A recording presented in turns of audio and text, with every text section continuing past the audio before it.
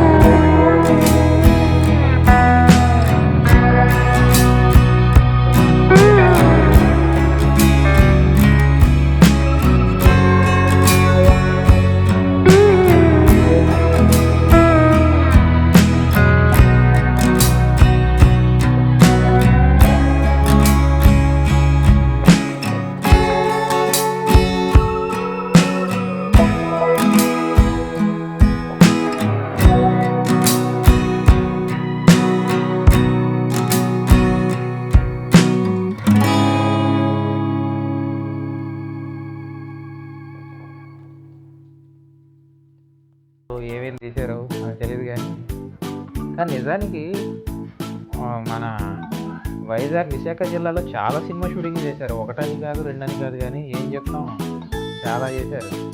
అంటే నా తెలిసి అంజీ సినిమా అంటే ఆ రోజుల్లో మీడియా పెద్దగా లేదు కాబట్టి, మీడియా కానీ సోషల్ నెట్వర్క్ కానీ పెద్దగా లేదు కాబట్టి ఈ ఏరియాలో షూటింగ్ చేసిన విషయం వరకు తెలియకపోవచ్చు. అదే ఇప్పుడైతే అందరూ తెలిసిపోద్ది కదా ఈజీగా. అందుకే నాకు కూడా ఇన్నాళ్ళు తెలియదు. ఆ సినిమా షూటింగ్ చేసినప్పుడు ఎక్కడో వేరే స్టేట్లో చేశారులే అనుకున్నాను నేను.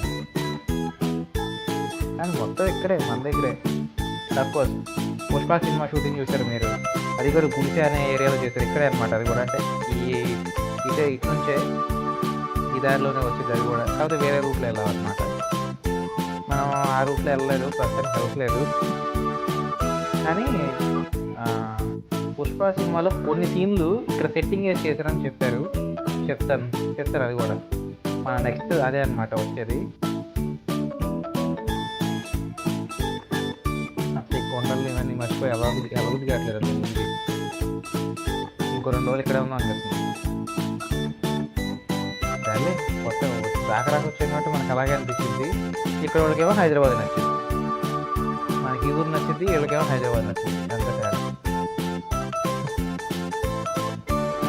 ఇదండి ఈ ఏరియాలో పుష్ప కొన్ని షూటింగ్లు చేశారంట. అంటే పుష్పలో కొన్ని పాటలు ఇక్కడ చేశారంట.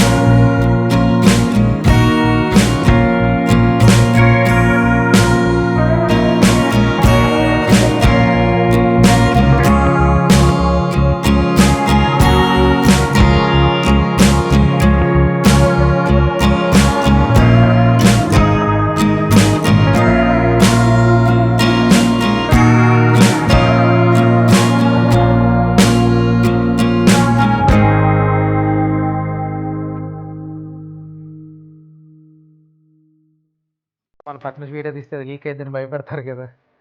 ఆ షార్ట్ ఫిల్మే కానీ ఏ ఫిల్మ్ అయినా కానివ్వండి, ఎవరినైనా ఇబ్బంది పెట్టేందుకు చూద్దాం. కొంతమంది చెప్పారనమాట, ఈ దారిలో వెళ్ళి ఎవడో ఒక్కడని తగులుతాడు సినిమా షూటింగ్ చేసేవాడని. వాళ్ళకి కూడా పెద్ద కెమెరా ఉంది, పెద్ద సెటప్పే ఉంది, చిన్నోళ్ళేం కాదు. మరి అది ఏ సినిమా ఏంటో, ఏదైనా వస్తే కానీ తెలియదు మనకు అది. వాళ్ళు హిందీ కూడా కాదండి, ఏదో ఒరిస్సా భాష ఏదో మాట్లాడుతున్నారు వాళ్ళు. ఒరిస్సాలోనే పెద్ద అడవులు ఉంటాయి కదా, ఎక్కడి కిందకు వచ్చారు అంటే వాళ్ళందరూ వైజాగ్లో చదువుకునే స్టూడెంట్స్ అనమాట వాళ్ళు. ఈ స్టూడెంట్స్ అందరూ కలిసి ఒక షార్ట్ ఫిల్మ్ చేస్తున్నారు. అది వైజాగ్ నుంచి ఇటు దగ్గర కదా, మరి ఇటు దగ్గర వచ్చారో లేకపోతే అటు ఎందుకో ఏమో నాకు తెలియదు, కానీ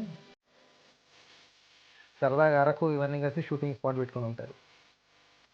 లంసింగ్లో చెప్పాను కదా ఒక బ్యాచ్ షూటింగ్ చేస్తున్నారని, ఆ బ్యాచ్ అనమాట. అయినా యూట్యూబ్ వచ్చిన తర్వాత నిజంగా యూట్యూబ్ వచ్చిన తర్వాత ఎవరికి వాళ్ళు శుభ్రంగా ఎక్స్ప్రెస్ ఛాన్స్ వచ్చేసింది అని చెప్పాలి, ఒక మాటలు చెప్పాలంటే. ఒకప్పుడు అంటే టీవీలో కనిపించాలన్నా, మీడియాలో కనిపించాలన్నా కానీ చాలా కష్టం అయ్యేది. ఈ యూట్యూబ్ ఎప్పుడైతే వచ్చిందో అప్పటి నుంచి ఎవరికి వాళ్ళు హీరోలు. అంటే సోషల్ మీడియా వచ్చిన తర్వాత అందరూ హీరోలే. అంటే అందరూ హీరోలు నా ఉద్దేశం అది కాదు, ఎవరి టాలెంట్ వాళ్ళు చూపించుకోవచ్చు. ఒక రకంగా చెప్పినట్టు బెస్ట్ ఛాన్స్ అనమాట. యూట్యూబ్లో ఒక నాలాగా టూర్ అండ్ ట్రావెల్స్ చేసేవాళ్ళు కాకుండా చాలామంది యూట్యూబ్తో స్టార్లు అయిన వాళ్ళు ఉన్నారు. చాలామంది సినిమా హీరోలు అయిన వాళ్ళు ఉన్నారు, స్టార్లు అయిన వాళ్ళు ఉన్నారు. తక్కువ అంచనా వేయొద్దు, మనం వాడుకునే విధానాన్ని బట్టి చేసిన వాళ్ళు చేసినంత. అది సంగతి.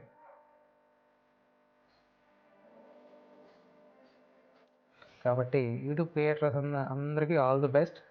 మంచి మంచి వీడియోలు చేయండి, మీకు మంచి అవకాశాలు వస్తాయి, హ్యాపీగా చేసుకోండి.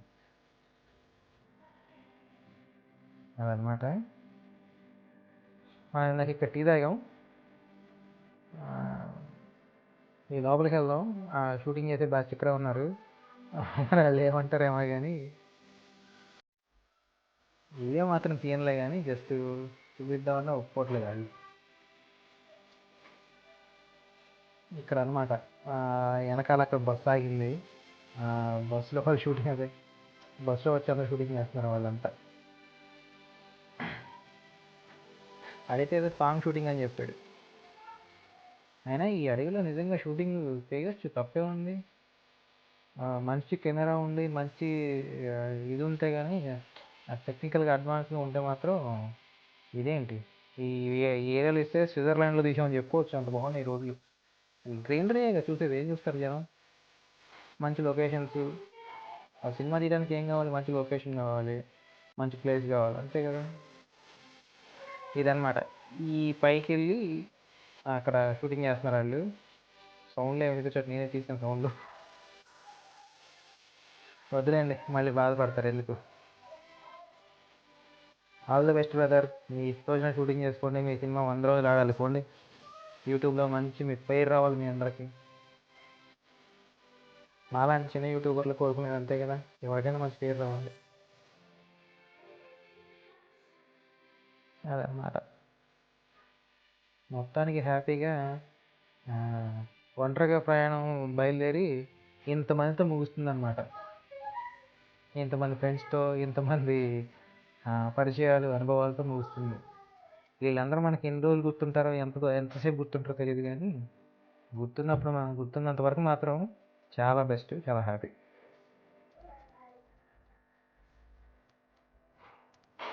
అంటే అంజీ సినిమా తలకోనలో తీసారని ఒకలాంటి వినికింది నాకు.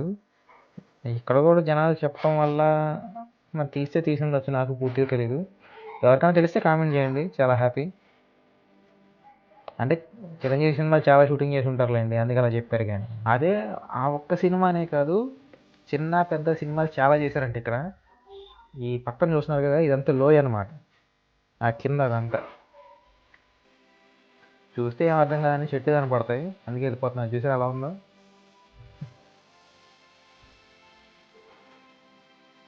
నిజంగా వెరీ గ్రేట్ బ్రో, విశాఖలో ఇవన్నీ ఉంటాం. నన్ను అంటే విశాఖపట్నం సిటీ కన్నా ఇదే బెస్ట్ ఏమో. అంతే ఊరికినే కానీ విశాఖపట్నం బీచ్లో షూటింగ్లు చేస్తారు దాదాపు. బీచ్లో కొన్ని మెయిన్ రోడ్ ఏరియా మీద షూటింగ్ చేస్తారు. కానీ ఇక్కడైతే మొత్తం సినిమా సెట్టింగ్లతో కలిపి మొత్తం షూటింగ్లే. వీళ్ళందరికీ ఏదో హీరోలందరూ పరిచయం ఉన్నట్టు మాట్లాడుతున్నారు వీళ్ళు మాట్లాడితే ఇక్కడ వాళ్ళు. అన్ని షూటింగ్లు చూస్తారనమాట వీళ్ళు. హైదరాబాద్లో షూటింగ్లో పర్మిషన్ ఇవ్వట్లే ఇప్పుడు, కాబట్టి ఎక్కడ జరగట్లేదు ఒకప్పుడు జరిగినంతగా. మా ఆడితే అన్ని సినిమా తీశారు కదండి, ఇటు వెళ్తే ముందే అయ్యనని లొకేషన్స్ అని చెప్తున్నారు వాళ్ళందరూ.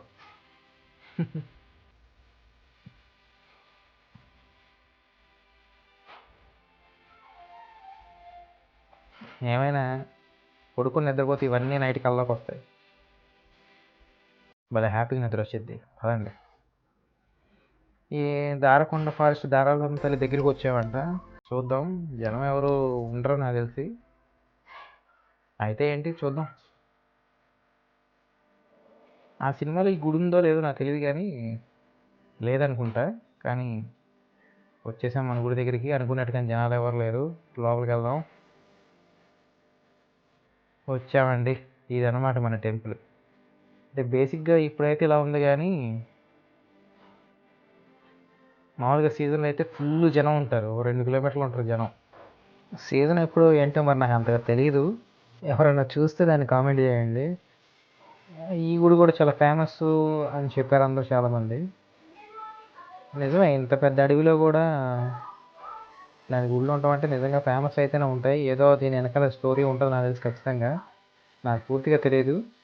ఎవరైనా తెలిసిన వాళ్ళు ఉంటే కామెంట్ చేసి చెప్పండి ప్లీజ్. ఓకే, వెళ్దాం. నేను చాలాసేపు కూర్చున్నాను, ఇంకా బయలుదేరాలి కదా. అది ఇంకా టెంపుల్ సంగతి అయిపోయింది. మళ్ళీ బయలుదేరాం. మళ్ళీ గ్రీన్ రోడ్ లొకేషన్స్. ఇప్పుడు మనం on the way to Bhadrachalam. Visakha నుంచి తెలంగాణలోకి ఎంటర్ అవుతాం అనమాట. కానీ అదేంటంటే పండగ దాకా సైలెంట్గా ఉండి పండగ అయిపోగానే మళ్ళీ కరోనా బంద్ స్ట్రైక్ అని చెప్పారనమాట. ఏంటి చిన్న వాటర్ ఫాల్స్ లాగా కనబడుతుంది. ఈ అడవిలో ఇలాంటివి ఉంటాయిలేండి, పెద్ద వాటర్ ఫాల్స్ ఏం కాదు. కానీ అంటే బహుశా వర్షాకాలం వస్తే ఇదంతా కొంచెం ఈ రోడ్డు మరి వేరేలా కనిపించిద్దేమో అప్పుడు.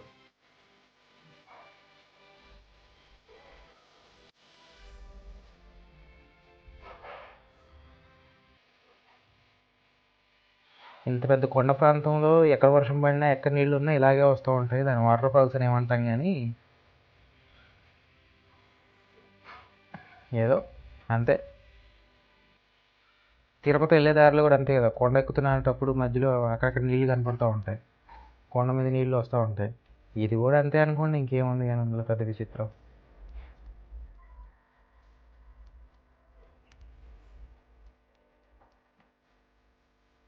అదన్నమాట మొత్తానికి ఇలాగే.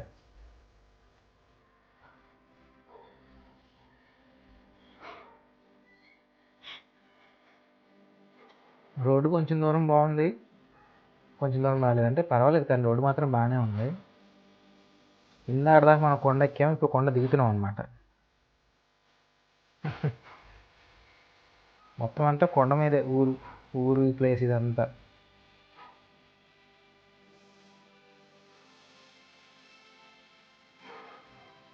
మన బండి రీఫ్యూల్ అని పడింది, పెట్రోల్ అయిపోయింది అనమాట. పెట్రోల్ బంక్ ఎక్కడ అని ఎత్తుక్కుంటూ వెళ్తున్నాను అప్పటి నుంచి.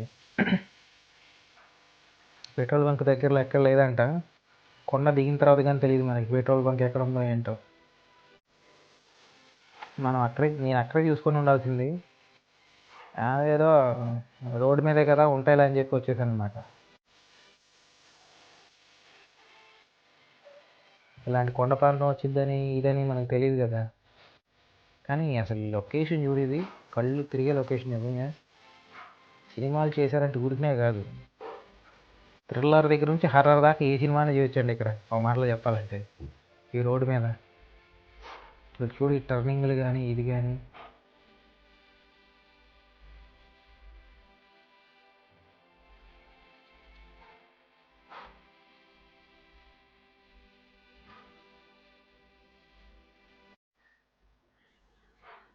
ఈ ఏరియా వస్తే బైక్ మీదే రావాలి అసలు, కార్లో వస్తే ఏమర్థం కానీ అంత నార్మల్గా ఉంటుంది.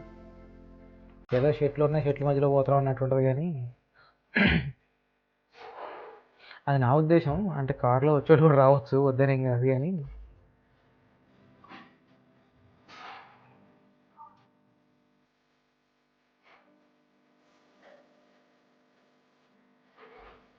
చెట్ల సొరంగాల్లోంచి వెళ్తున్నట్టే ఉంది. పచ్చ సొరంగాలు అన్నమాట ఇవి. చెట్ల సొరంగాలు లాగాలి కానీ పచ్చ సొరంగాలు.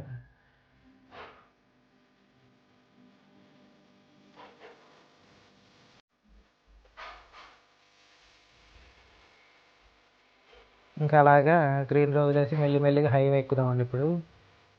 నేనే మధ్యలోనే తీయలేదు ఎందుకులే ఇంకా అంతా. వచ్చేసామండి భద్రాచలం. Concrete jungle. సిటీలోకి వచ్చామంటే కాంక్రీట్ జంగల్ అనమాట. అన్నీ పోయి ఇలాగ రోడ్లు ఇళ్ళు పొల్యూషన్లోకి వచ్చేసాం మళ్ళీ. తప్పదుగా, ఏం చేస్తాం. భద్రాచలం ఎంటర్ అయిపోయిన సిటీలోకి మనం. టెంపుల్ ఎక్కడో కనుక్కొని వెళ్ళాలి ఇక.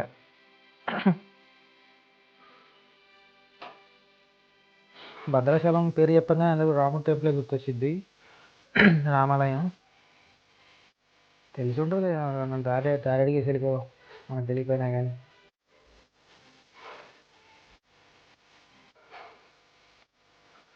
సిటీ బాగానే ఉందబ్బా, చాలా పెద్ద సిటీ. రోడ్లు గిట్లు అన్నీ బాగున్నాయి.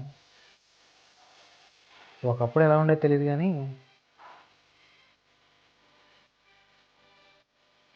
రోడ్లు అయితే మాత్రం సూపర్ ఉన్నాయి. సిటీ పెద్ద సిటీయే.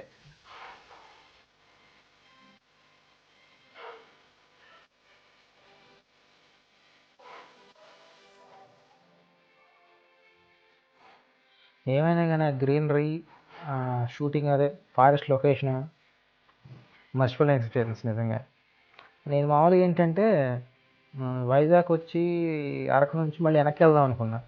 అక్కడ ఉన్న చాలామంది ఏంటంటే వెనక్కి వెళ్తే ఏమొచ్చింది, వచ్చిన దారిలో వస్తావు, ఇసుగు పుట్టింది, బోరు కొట్టింది, ఈ దారిలో నుంచి వెళ్ళని చెప్పారనమాట. ఎల్లు ఖచ్చితంగా ఆ దారి నీకు నచ్చింది, ఆ రైడింగ్ ఎక్స్పీరియన్స్ నీకు చాలా హ్యాపీగా ఉంటుందని చెప్పారు. వాళ్ళు ఎందుకు చెప్పారు నాకు ఇప్పుడు అర్థమవుతుంది. నిజంగానే హైదరాబాద్ నుంచి వైజాగ్ వచ్చి, వైజాగ్ నుంచి ఇటు సైడ్ అరకు ఇవన్నీ చూసుకొని మళ్ళీ వెనక్కి వెళ్ళటం కన్నా ఈ లంబసింగి నుంచి భద్రాచలం ఇటువైపు దారకొండ ఇది రావటమే రౌండ్ ట్రిప్ చాలా బెస్ట్ ఇది.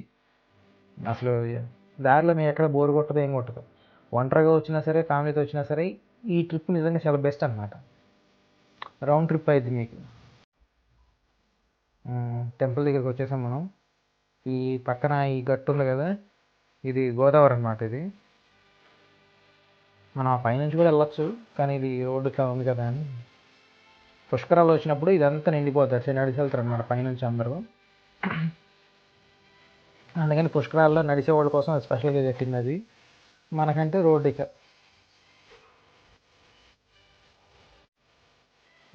టెంపుల్ ఎవరికి డిస్టర్బెన్స్ లేకుండా బాగా లోపలికి ఉంది, ఇదే కావాలి. మెయిన్ రోడ్డు మీద ఎక్కడ లేకుండా.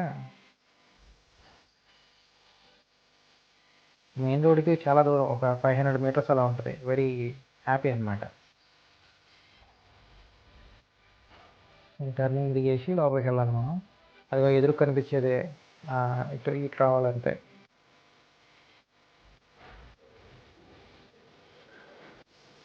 అన్ సీజన్ కదా, అందుకే జనాలు ఎవరు లేరు. మరి దీనికి సీజన్ ఎప్పుడు ఏంటో నాకు అంత తెలియదు కానీ ఖాళీగా ఉంది మొత్తానికి. అంతా ఫుల్ ఖాళీగా ఉంది. ఇప్పుడు సగం షాపులు అసలు తెరిచే లేవు.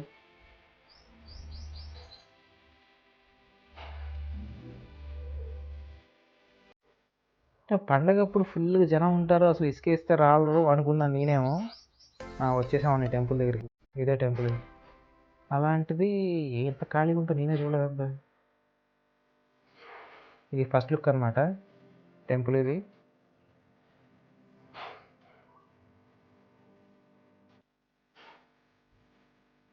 ఇది ఒక సైడ్. ఇది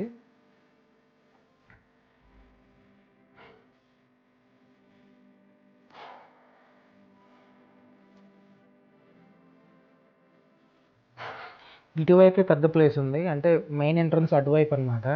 కాకపోతే అదేంటంటే చిన్న గల్లీ, అది అక్కడ ఏమి తీయలేము వీడియోలు అవన్నీ. అందుకే ఇటువైపే పెద్ద ప్లేస్ ఉంది. దాదాపు జనాల ఎంట్రన్స్ కూడా ఇటు నుంచే. ఇటు ఆ పక్కన అనమాట ఇది. ఇక్కడ మన బ్యాగ్ అవన్నీ లగేజ్ టోకెన్ అక్కడ తీసుకొని, లగేజ్ అక్కడ పెట్టేసి టోకెన్ తీసుకోవాలి, పైకి వెళ్ళాలి. అంటే ఎంట్రన్స్ మాత్రం మెయిన్ ఒక ద్వారం మాత్రం అటువైపు అనమాట. పుష్కర ఘాట్. పుష్కర్ ఘాట్ వెళ్ళే దారిలో ఇలా షాపులు ఉంటాయి. ఈ షాపులో ఏంటంటే ఇక్కడ మా దగ్గర సామాన్లు కొనుక్కొని బ్యాగ్లు ఇక్కడ పెట్టి మీరు పుష్కర్ ఘాట్కి వెళ్ళండి అంటారు అనమాట. అస్సలు నమ్మొద్దు. చెప్తారు లగేజ్ ఇక్కడ పెట్టుకోండి, చెప్పులు అవన్నీ ఇక్కడ వదిలేసి వెళ్ళండి, ఇక్కడ మా దగ్గర పెట్టి వెళ్ళండి అంటారు. ఏం పట్టించుకోవద్దు, మీ పాటు మీరు వెళ్ళిపోండి పైకి. అక్కడ మీకు ఏమీ రిస్ట్రిక్షన్స్ ఉండవు. గోదావరి దగ్గర మీరు లగేజ్ పెట్టుకొని అక్కడే స్నానం చేసి అన్నీ చేసుకోవచ్చు. ఇక్కడ లగేజ్ పెట్టుకోవాల్సిన అవసరం ఏమీ లేదు. కొంచెం ముందుకెళ్తే ఇలా ఉండి పుష్కర్ ఘాట్ అన్నాడు పైన. మీకు ఇటువైపు కార్లు వస్తాయి శుభ్రంగా. కార్లు ఉంటే కారు, మీ అందరు బస్సు వస్తే బస్సు కూడా వేసుకురావచ్చు. ఏం టెన్షన్ పడద్దు. ఆ షాప్ వాళ్ళు చెప్పారు కదా అని చెప్పి అక్కడ పెట్టుకోవచ్చు. సో ఇదనమాట. ఇదంతా మంచు. ఇక్కడ కూడా మంచుగానే ఉంది. దాదాపు 8:30 అయినా సరే ఫుల్ మంచు పడుతుంది ఇక్కడ. ఏమో లంబసింగి అదే దారకొండ ఎఫెక్ట్ అంత ఇక్కడే పడినట్టుంది నన్ను అయితే. నిజంగానే అంత ఫుల్ మంచు ఉంది తెలుసు ఇక్కడ.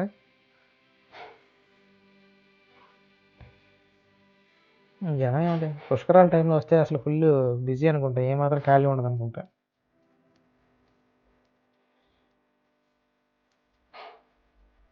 ఏమైనా కార్లు బస్సులు ఏమైనా వస్తే ఇటు వేసుకొని తీసుకురావచ్చు.